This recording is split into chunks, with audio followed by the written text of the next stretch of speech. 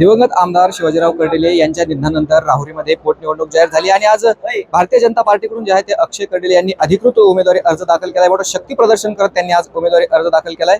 आणि काय सांगाल की दादा, आज आपण मोठं शक्ती प्रदर्शन करत उमेदवारी अर्ज दाखल केलाय, काय भावना होती? आज कुठलंही शक्ती प्रदर्शन नव्हतं।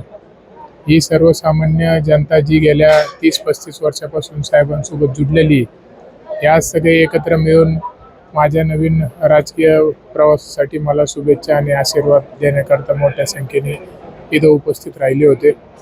30-35 वर्ष झाले साहेबांचं कुठलंही कार्य असो, कार्यक्रम असो, सुखदुःख असो, या परिवाराने साहेबांना गंभीरपणे साथ दिलेली आहे। आणि आज साहेब गेल्याच्या नंतर 6 महिन्यापासून हा संपूर्ण परिवार जो साहेबांनी 30 वर्षामध्ये कमावलाय, एक एक माणूस जोडून शून्यातून हे विश्व निर्माण केलंय, आज हे माझ्यासोबत त्याच पद्धतीने, उलट मी म्हणाल की साहेबांवर जेवढं ते प्रेम करत होते, तर साहेबांच्या रूपाने आज माझ्याकडे पाहत आहेत, तर त्याच्यापेक्षाही जास्त प्रेम, साथ आणि धीर देण्याकरता आणि मला या वाटचालीमध्ये सहभागी होऊन शुभेच्छा देण्याकरता ते इथं मोठ्या संख्येने आले। आपले जे पारंपरिक विरोधक आहेत, माजी मंत्री प्राजक्त तनपुरे यांनी देखील आज उमेदवारी अर्ज दाखल केला नाही, माघार घेतली। आपले जे प्रदेशाध्यक्ष असतील, पालकमंत्री असतील, त्यांनी त्यांची भेट घेतली आणि त्यांना विनंती केली होती की आज अर्ज आपण भरू नये, त्यांनी देखील अर्ज भरला नाही, माघार घेतली। कसं वाटतंय?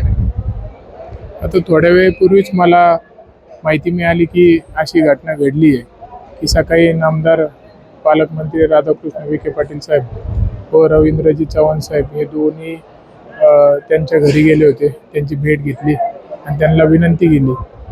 तर निश्चितपणे त्यांचं मनापासून मी आभार व्यक्त करीन की त्यांनी ही निवडणूक न समजता ही एक भावना आहे हे समजून घेतलं आणि आमच्या नेत्यांच्या शब्दाला किंमत दिली, मनाचा मोठेपणा दाखवला।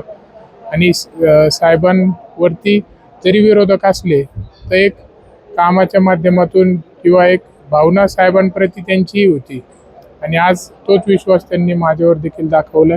तर त्याबद्दल त्यांनी एक आज ही मोठी गोष्ट माझ्यासाठी केली, त्याबद्दल त्यांचे मनापासून आभार व्यक्त करतो। आता जर बघितलं तर आपल्या समोर असा सक्षम कोणी उमेदवार नसणार आहे, त्यामुळे आमदारकीचा जो तुमचा मार्ग आहे तो सुखकर झालेला आहे आणि आपण पहिले तरुण आमदार असाल, आता विधानसभेत जाणार आहे, काय असं विजन असणार आहे की तरुणांसाठी?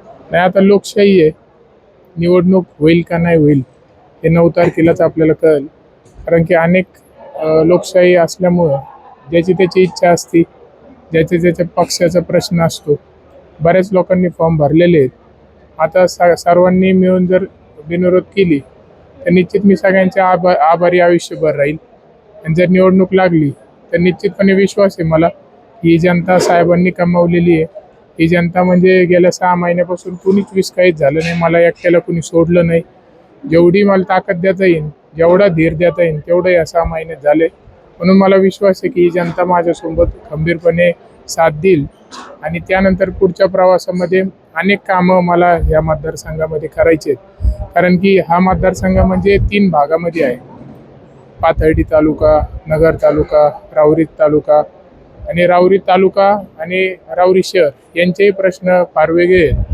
म्हणून आता ज्या त्या भागात ज्या त्या योजना आणायच्यात, पाण्याचे प्रश्न आहेत, विजेचे प्रश्न आहेत, त्यानंतर तरुणांच्या रोजगाराचा प्रश्न आहे। मागील काळामध्ये नामदार राधाकृष्ण विखे पाटील साहेबांनी माझं बोलणं चालू होतं की विद्यापीठची जी जागा आहे ही येणाऱ्या काळामध्ये आपण जर इथं मोठी MIDC निर्माण केली तर निश्चित तरुणांना याच्यामध्ये मोठा रोजगार प्राप्त होईल आणि आपले जे सर्वसामान्य शेतकऱ्याचे मुलं आहेत, मुली आहेत, यांना कुठेतरी भविष्याची वाटचाल त्यांची सुखकर होईल, त्यासाठी प्रयत्न करायचा आहे।